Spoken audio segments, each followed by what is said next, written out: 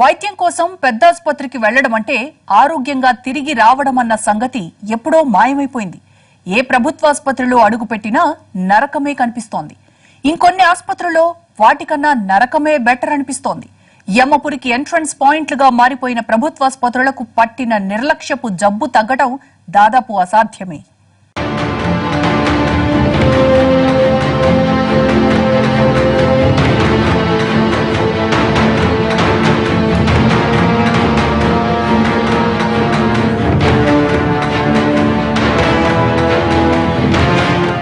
బహుశా నరకం అంటే ఇలాగే ఉంటుందేమో. ప్రభుత్వ ఆసుపత్రుల్లో ప్రత్యక్ష నరకాన్ని అనుభవిస్తున్న రోగులు దేశవ్యాప్తంగా కోట్లలో ఉన్నారు. విధి వెక్రించి చేతిలో చిల్లిగవ్వలేక ఒంటికి పట్టిన రోగాన్ని తగ్గించుకోవడానికి గతి లేక సర్కారు ఆసుపత్రిలోకి అడుగుపెడితే అక్కడ అంతకన్నా పెద్ద నరకమే ఎదురవుతోంది. సర్లే కదా, ఓ 2 రోజులు ముక్కు కళ్ళు మూసుకుందామని సర్ది చెప్పుకుని ఆసుపత్రిలో చేరితే అక్కడ ఉండటం కన్నా నరకమే బెటర్ అనిపిస్తుంది.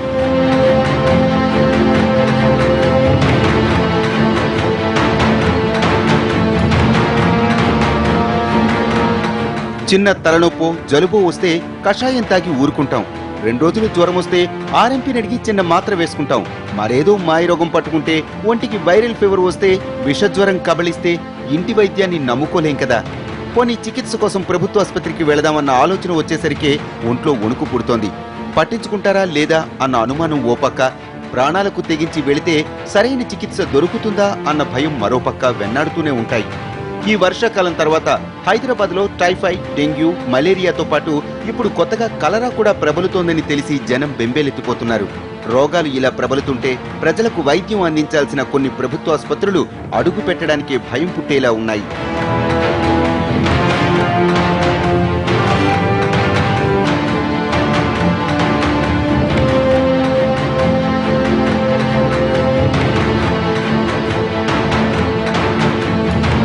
ప్రభుత్వ ఆసుపత్రికి వెళ్లాలంటే వణుకు పుట్టే స్థాయిలో ఉన్నాయి మన దవాఖానాలు.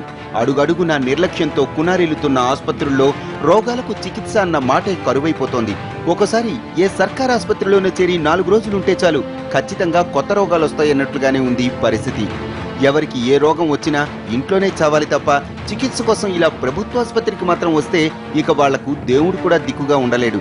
ఎందుకంటే వాళ్ళు వెళ్ళింది నరకానికి కాదు, ప్రభుత్వ ఆసుపత్రికి. మరి హెల్త్ పాలసీ సంవత్సరం నుంచి సంవత్సరానికి డిసైడ్ చేయకూడదు. మనకు ఇప్పుడు జరుగుతున్న తప్పేమిటంటే, ఇప్పుడున్న హెల్త్ పాలసీస్ అన్ని ఆ సంవత్సరానికి లేదా ఆ 5 ఏళ్లకు ఆ ప్రభుత్వ కాలానికి లోబడి మనం నిర్ణయాలు తీసుకోవడం జరుగుతూ ఉంది. అట్లా కాకుండా లాంగ్ టర్మ్ అంటే కనీసం వచ్చే 15-20 ఏళ్లలో ఈ దేశంలో హెల్త్ డిపార్ట్మెంట్ ఈ డైరెక్షన్ తీసుకుంటుంది. ప్రభుత్వ ఆసుపత్రిలో మనం ఈ రకమైన మార్పులు రాబోతున్నామని. లేకపోయే పని అయితే ఏ కొద్దిగా లోపం ఉన్నా అది ప్రస్తుత ప్రభుత్వం మా మీద నిందని అనుకోవటం, లేదా అప్పుడున్న వైద్యుల మీది మా తప్పని అనుకోవటం, దాన్ని సరిదిద్దుకుంటానికి చేసే ప్రయత్నాలు తాత్కాలికమైన ప్రయత్నాలు తప్ప లాంగ్ టర్మ్లో ఉపయోగపడే ప్రయత్నాలు కాకపోవటం మూలంగా మనం ఈ స్థితి నుంచి బయటపడే పరిస్థితి లేదు. సరిగ్గా ఏడాది కిందట గుంటూరు ప్రభుత్వ ఆసుపత్రిలో ఓ పసికందును ఎలుకలు పీకు తినేశాయి. 24 గంటలు పర్యవేక్షణ ఉండాల్సిన ఐసీయూలో ఓ ఎలుక పిల్లాడిని పీకు తింటున్నా పట్టించుకోలేనంత నిర్లక్ష్యం ఆ ప్రభుత్వాసుపత్రిలో రాజ్యమేలుతోందంటేనే పరిస్థితిని అర్థం చేసుకోవచ్చు.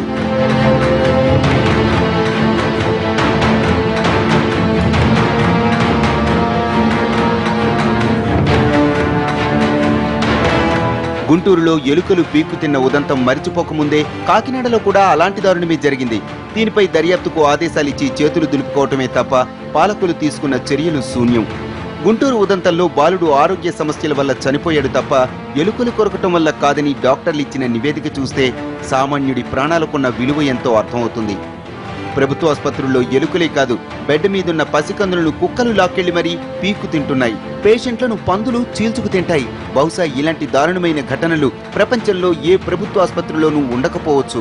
కానీ 2 తెలుగు రాష్ట్రాల ఆసుపత్రుల్లోనూ ఇలాంటి అరాచకాలు ఇటీవలి కాలంలో కామన్ అయిపోయాయి.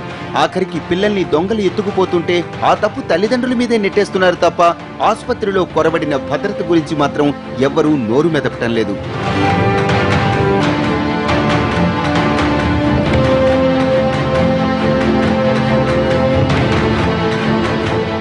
జాలి, దయ, కరుణ అన్న మాటలకు ప్రభుత్వాసుపత్రిలో చోటే లేదు. పసిపిల్ల అని జాలి చూపించరు, ముసలవ్వ అని దయా ఉండదు. ఎవరైనా సరే కాసులిస్తేనే అక్కడ పనులవుతాయి. ప్రభుత్వ నిర్లక్ష్యానికి తోడు సిబ్బంది అవినీతి ప్రజల ప్రాణాల్ని పీకు తింటోంది. డబ్బుల్లేకే చికిత్స కోసం ఇక్కడికొచ్చినా ఇక్కడ పీకు తినేవాళ్లు కోకొల్లలున్నారు. బతుకు భారమైన బడుగు జీవి దిక్కులేక సర్కారీ దవాఖానాల్లో అడుగు పెడితే వాళ్ల రక్తాన్ని కూడా సిబ్బంది జలగల్లాగా తాగేస్తున్నారు.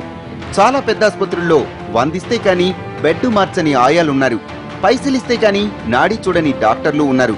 నోటు పడితేనే వైద్యం చేస్తామనే నీచపు సంస్కృతిలో కూరుకుపోయేలా ప్రభుత్వాసుపత్రుల నిర్వహణను గాలి కొదిలేసిన పాలకుల పాపాన్ని ఏమనాలో కూడా తెలియదు. ప్రాథమిక ఆరోగ్య కేంద్రాలు 100% జబ్బులు గ్రామీణ ప్రాంతాల్లో వచ్చే జబ్బుల్ని ప్రాథమిక ఆరోగ్య కేంద్రాలు తీర్చగలవు. అంత ఇన్ఫ్రాస్ట్రక్చరు ఇది ఉన్న ఈరోజు ఆసుపత్రులు అక్కడ ఎవ్వరూ చూసే దిక్కు లేక, డాక్టర్లు లేక, నర్సులు లేక, అవి 24 గంటలు పని చేయక ఆర్ఎంపీలను ఆశ్రయించడము, అక్కడ వాళ్ళు దళారీలుగా మారి కార్పొరేట్ ఆసుపత్రులకు, ప్రైవేట్ ఆసుపత్రులకు పంపిస్తే దిక్కులేక ఆ ఆసుపత్రులకు వచ్చి అప్పుల పాలు అవుతున్న పరిస్థితి. మనకి ప్రపంచ బ్యాంకు చెప్పిన దాని ప్రకారమే ప్రతి ఏటా 2.5 లక్షల మంది ప్రజలు తాము వైద్యానికి ఖర్చులు పెట్టుకోలేక అప్పుల పాలైపోయి ఉన్న ఆస్తి, పొలము, పుట్ర ఇవన్నీ కూడా అమ్ముకొని అప్పుల పాలవుతున్నారు లేదా బిలో పవర్టీకి నెట్టబడుతున్నారు అని చెప్పి అనేక నివేదికలు ఈరోజు చెప్తున్నాయి. సర్కారీ దవాఖానాలు కూడా దగాఖానాలుగా మారిపోయాయి. ఇక్కడ ఏమాత్రం ఏమరపాటుగా ఉన్నా ఒంట్లో అవయవాలు కూడా కాజేసి అమ్మేసే కేటుగాళ్లున్నారు. సర్కారీ ఆసుపత్రిలో చేరడానికి ఓ నరకం, చేరాక మరో నరకం. అక్కడ ఉన్నవాళ్లు నరకమే. సూది మందు కోసం, మందు బిళ్లల కోసం గంటలు గంటలు క్యూ లైన్లలో నిలబడాలి. నిండు గర్భిణులైనా, పచ్చి బాలింతలైనా సరే ఈ క్యూ లైన్లో నిలబడి పడిగాపులు కాస్తే తప్ప వైద్యం దక్కదు. కొన్ని ప్రభుత్వ ఆసుపత్రుల్లో పడకలు కూడా దొరకని పరిస్థితులున్నాయి. కనీసం వార్డులు, వరండాలు కూడా ఖాళీ లేక రోడ్ల మీదే పేషెంట్లు పడిగాపులు కాయాల్సిన పరిస్థితులు ఇక్కడ నిత్యకృత్యమే. చచ్చి చెడి వార్డులో చోటు దొరికితే వైద్యం మాత్రం అందని ద్రాక్షగానే మిగిలిపోతోంది. ఈలోగా రోగం ముదిరి ప్రాణాల మీదకు వస్తే మరో ఆసుపత్రికి తీసుకెళ్లండనో, పరిస్థితి చేయి దాటిపోయింది ఇంటికెళ్లండనో కరకు సమాధానాలు వినాల్సిన పరిస్థితి లెక్కలేనంత మందికి ఎదురవుతోంది.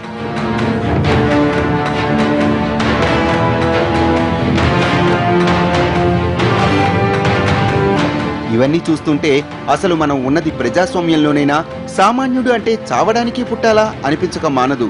బడుగు జీవికి బతికే హక్కు లేదన్నట్లు ప్రభుత్వ ఆసుపత్రులు వెక్కిరిస్తుంటే పాలకులు మాత్రం తమకేం పట్టనట్లు పబ్బం గడుపుకుంటున్నారు. ఇదేదో ఒక్క గాంధీ ఆసుపత్రి, నిమ్స్, ఉస్మానియాల్లో కనిపించే దృశ్యాలు కావు. రాష్ట్రంలో ఏ జిల్లా ఆసుపత్రికి వెళ్లినా, ఏ ఏరియా ఆసుపత్రి చూసినా ఇదే పరిస్థితి. ప్లేస్ మారుతుందేమో కానీ సీన్ మాత్రం మారడం లేదు.